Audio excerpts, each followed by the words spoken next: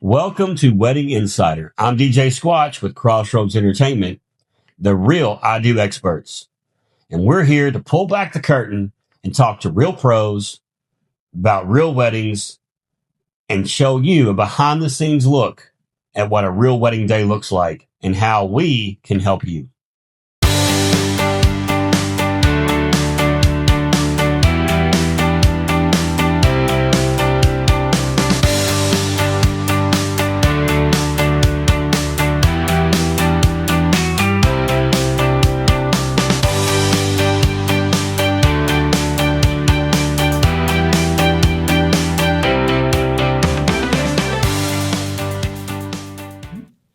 Welcome to the first episode of Wedding Insider, presented by Crossroads Entertainment. I'm DJ Squatch, owner of Crossroads Entertainment, along with my co-owner, my wife of Crystal Clear Coordination, Crystal. So, I guess what we want to do today is just talk about what we do in the industry, what we've done. Yeah. So, Crossroads Entertainment has started out 4 years ago. 4 years ago. That was 4 years ago, by accident. By accident. Yeah. And it's kind of just transformed everything for us, hasn't it? I mean, the best things happen by accident, I guess. Yeah. So I guess, we could tell the story. I mean, we did a wedding as a favor for some friends of my wife, and the photographer was blown away. The venue was blown away. The bride and groom were blown away. I was going to say, well, let's take it even further back. So a friend of mine said, I've got to hire a DJ for my son's wedding. And I was like, John has some equipment. He can do it. And we didn't really have much. No. What you had, a couple speakers. Yeah. A couple speakers, borrowed some lights from a church friend. Yeah. A folding table. With the tablecloth. And what you ran it off of, did you a computer? Just ran off a computer. Didn't have a mixer. I had been doing PA work, like basketball announcing and stuff like that, but I had been years since I DJed. Like when last time I had actually DJed an event, I was still using CDs. Yeah. So that had been. But anyway, so I was like, he could do that. That's not a big deal. It's not a big deal. And so we get there and we had Bluetooth speakers that we had bought at Fields. I bought these cheap Bluetooth speakers. Yeah. And I was like, these will work. They link up. They were $35 a piece. They'll do the ceremony. I mean, again, this was a favor. Because it was an outside wedding. And so we were like, okay, this will work. And we get there and for rehearsal. Yep. And we're going to go through rehearsal. And they were like, we don't have anybody to tell us what to do, when to walk, whatever. And I was voluntold, which that happens to me a lot. So I was voluntold that I could handle that by John. And so I did. You did a fantastic job. Thanks. And it ended up being a crazy wedding because a monsoon came, if you believe a monsoon can come to Kentucky Lake. It was awful. It was raining sideways. It was also a Western wedding. That was the other side of it. So one of the things we started without by accident. Again, anytime that I do a rodeo or Western wedding, I always DJ, which I already had the stuff. It wasn't like I don't dress like this sometimes, but I had cowboy hat, blue jeans, cowboy boots, the whole thing. Yeah. And the monsoon that came right before the wedding, I'm standing out. I have my cowboy hat on. I'm standing out in this monsoon holding umbrellas over my cheap speakers just so I know that they'll work when it's time to do the wedding. Yeah. And I was like, people were waiting in their cars, including the bride and groom, to get out because nobody It was a baptismal by fire. I can say that. Yeah.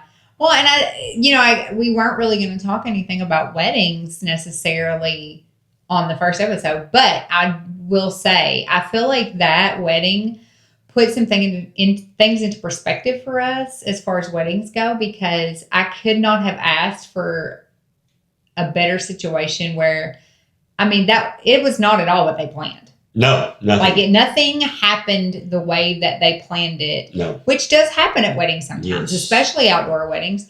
And The seats were wet. People could not sit. No. All of the guests stood.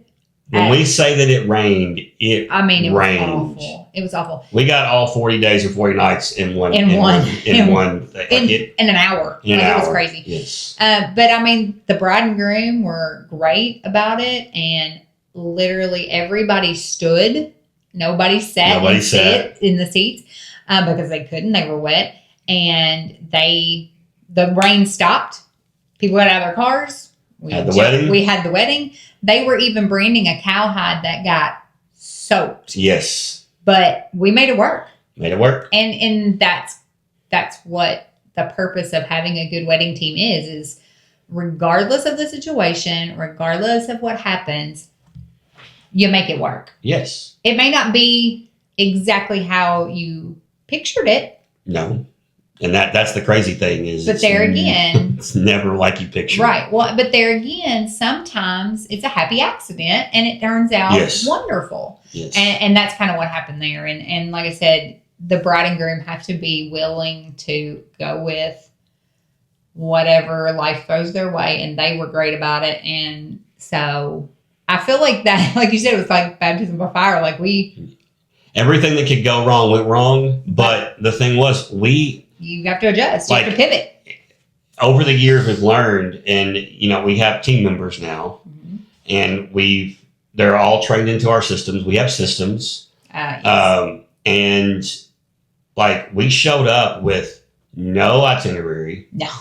All I had was the music was supposed to be played when it was supposed to be played. Yeah. You had nothing. Nothing. Because I didn't know to have anything. No. Then. And we literally walked in. Of course, our background. I was going to say, we both have run programs. Yes. I've run basketball programs, and we're both in the schools. I've ran camps and different things. Yeah. And so, I mean, like, we understand logistics and we understand programs and procedures and things like that. So we understood that going in. There were things that were specific to weddings that we didn't know. Yeah. But we learned quick.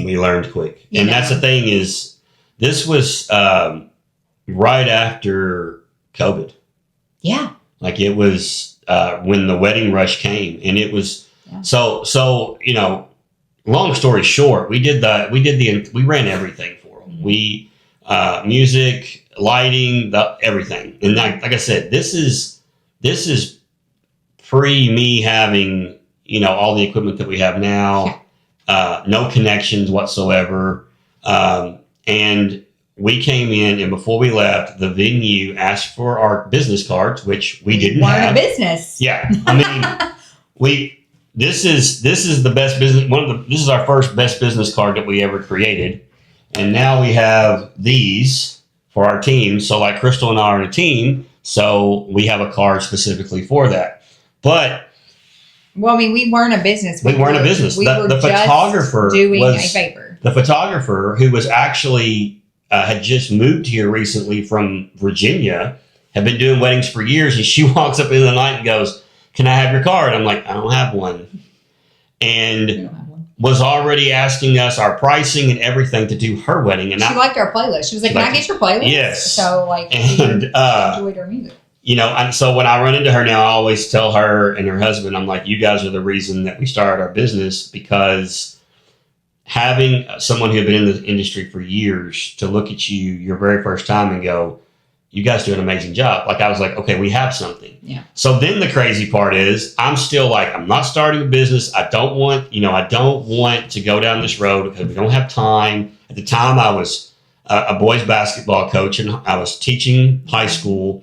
And the phone starts ringing. Well, we had small children. We had small children. We had 2 in high school and 2 small ones. We had one just turning 4. Yep. One that was second grade. Second grade, yeah. And then 2 in high school, yeah. And it was like, okay, and the people started calling. And when I say people started calling, they literally started. We left the very next day to go to Panama. And people were sending us messages on the way down there wanting to know if we could do their wedding. And so we were talking on the way down. We named on the way down to Panama City Beach. We put a business plan. Put a business plan together in the car. And then that was in October. Yeah. January 22nd, we got our official LLC of 2022, and we've never looked back. You know, we haven't had time. We haven't had time. Well, I think it's important for people to understand that, you know, there are companies out there that have been around for years, and they do great work. But one of the compliments that we get a lot is in our region, which is the Western Kentucky region is where we're located. Because we are not, it's almost has this meant to be feeling about the business, because where we were located, we are in the heart of Western Kentucky. We literally we are not in a metropolitan area. No. We are in a rural area. We can be in any of the metropolitan areas within an hour. Yeah.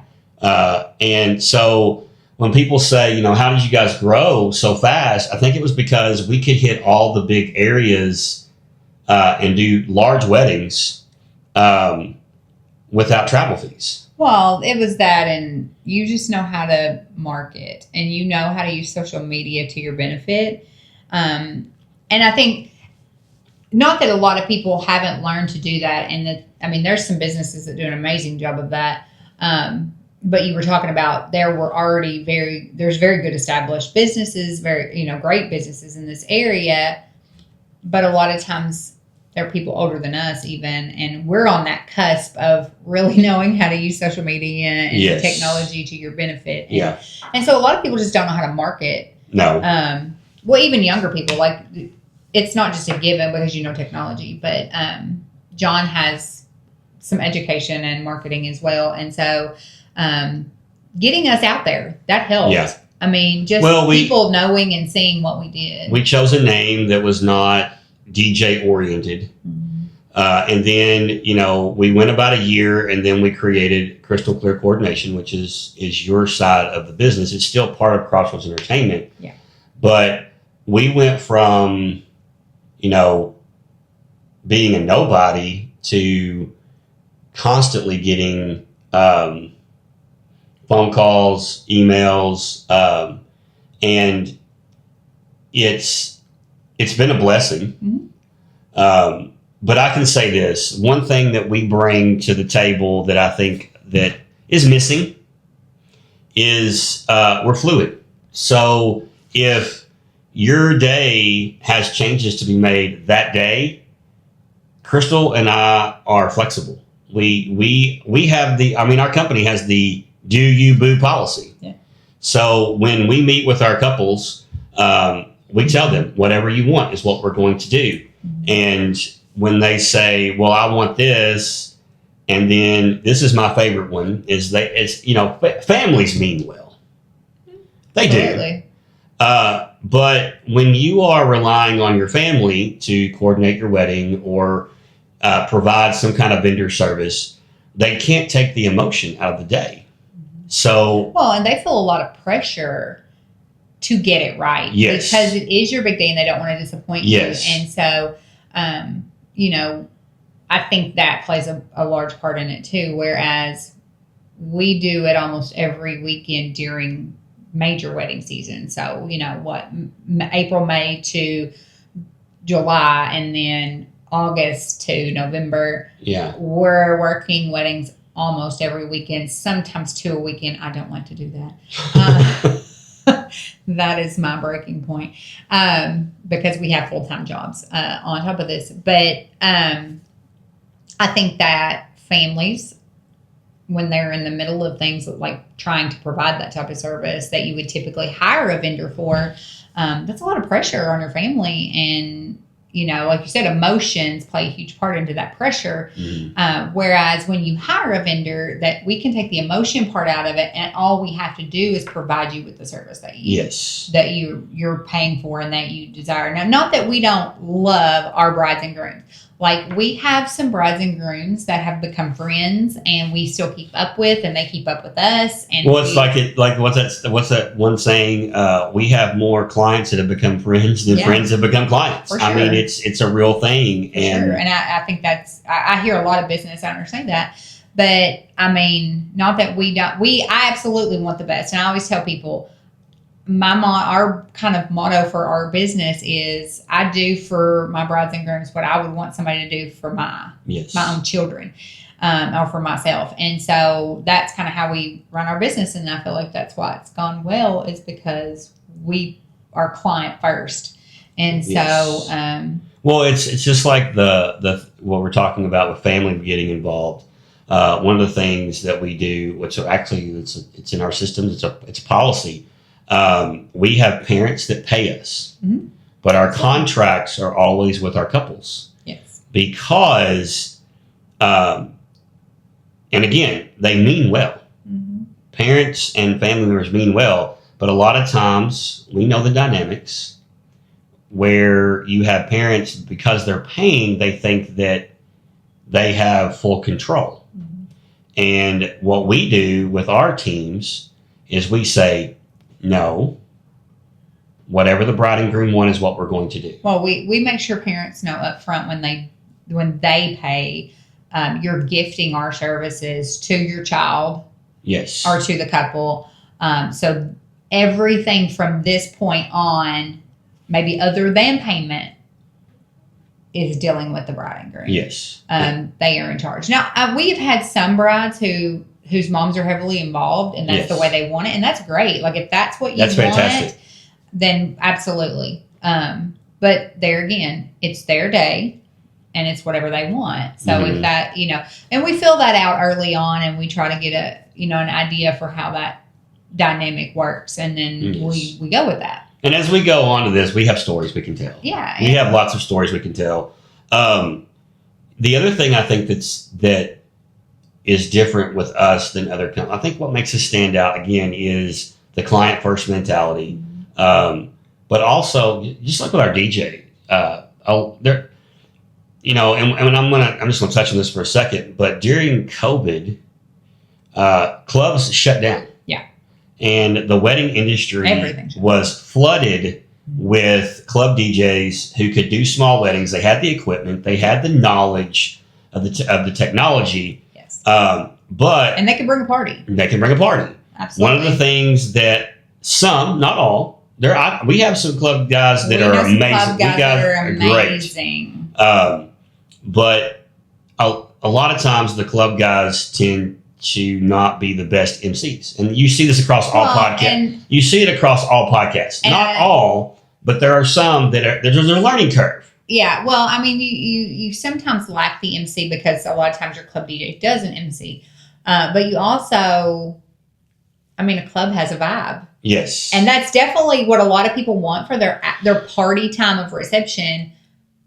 But there's an elegance that needs to be brought to ceremony and traditional things that I think sometimes is missed if you're not in the wedding world all the time. Yeah. Because you learn it, and when we learned, but sometimes people just don't. They're not comfortable with that. It's like for me, one of the compliments that we get a lot of times is when I came on the scene, I understood the marketing side of things, but I also understood that there's a DJ and there's a wedding DJ. And,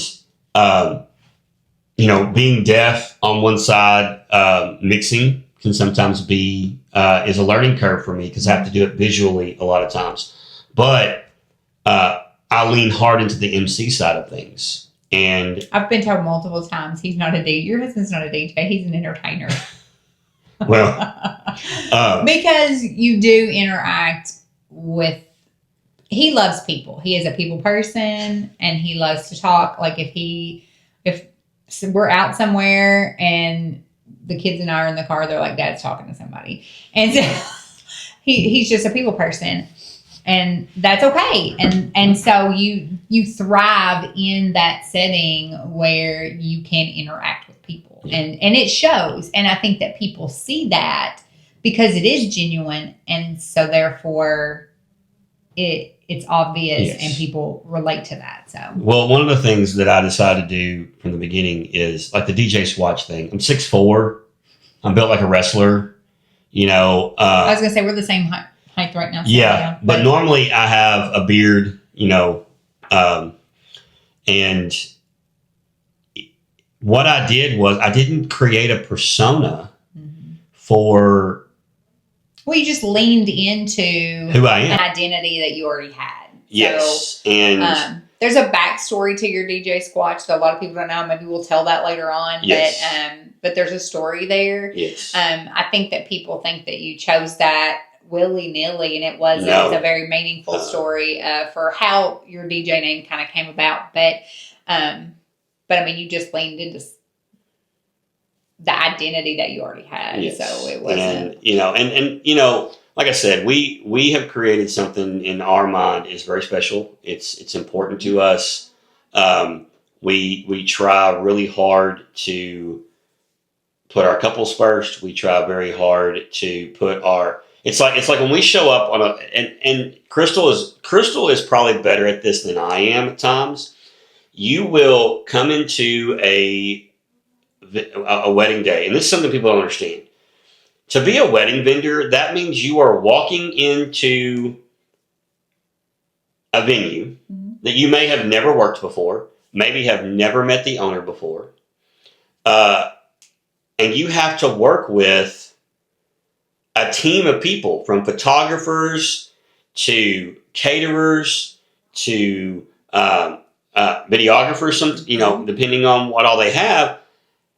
And you have to be able to walk in there and work with those people without knowing who they are. Mm-hmm. And sometimes it's great. Sometimes it's not. But we made a rule that regardless of what's going on, our couples never know.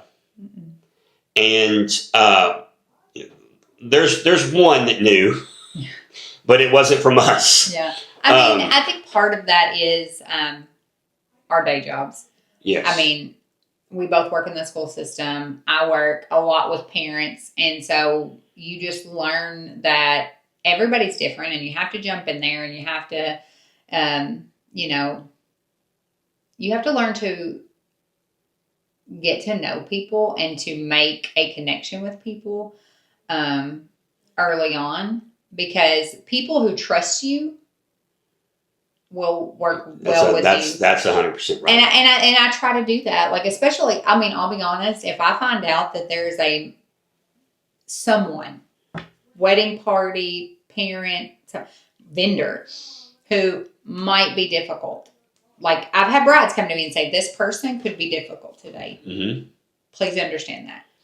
I make it a point to, when that person arrives, if it's nothing but just, hey, how are you? And I try to make a connection with them, because it's a whole lot harder to not follow along with someone that you've made a connection with. Yes. And so I try to do that early on, so that we have a connection now, so that if a problem arises, now I can come to you. Well, as the coordinator, you're dealing more with everyone, whereas as the DJ, now one thing that people don't know about us is we do content creation. Yes. And we have, I think people do know that. Yeah, I think they know it. A lot of people know that. John is amazing at content creation. It's one of those situations where I deal more with the couple because I'm the DJ. And I deal less with everyone else. As with content creation, I deal with the photographers, but even at my size, I do a really good job of staying out of their way. I don't try to impede them. We have one photographer friend. She says every time she loves working with us, because when I'm done shooting, John will come up with some idea, and it's like, that I always want to be. We want to add to, not take away. Exactly. I always want to add to the day, not take away from the day. So, just to kind of sum things up for the night, or for this episode, Crossroads Entertainment started 4 years ago. We now have Crossroads Entertainment and Crystal Clear coordination by Crossroads Entertainment. Crystal is the lead on that. We have, including myself, 4 DJs. We have DJ Dan, DJ Sam, and DJ Ryan, or Riot, DJ Riot. Right. Yeah. And we have a coordinator, Paxton, who is our second content creator. Correct. So, we have come a long way.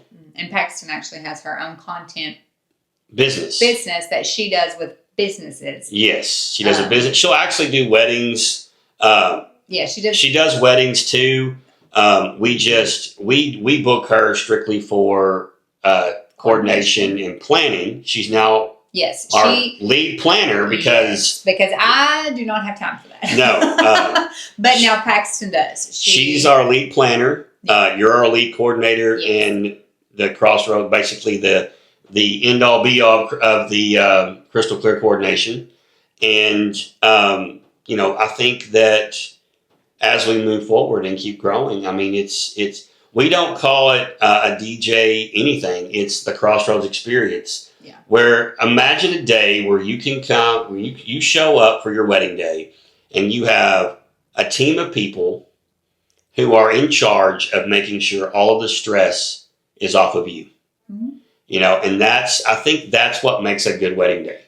I think that's what makes a good investment. Yeah. People talk all the time. We see it on the Facebook groups, affordable, budget friendly. I will just give you some advice. If you're looking for vendors, if you know a budget, post the budget. Yes. Because that keeps you from having to filter through people. Yes. That maybe are outside of your budget. And that's the thing. Everyone has a different budget. Yes. Everyone has different expectations, and that is perfectly fine. But if you tell people ahead of time, that will help you in the long run not have to go through as many people.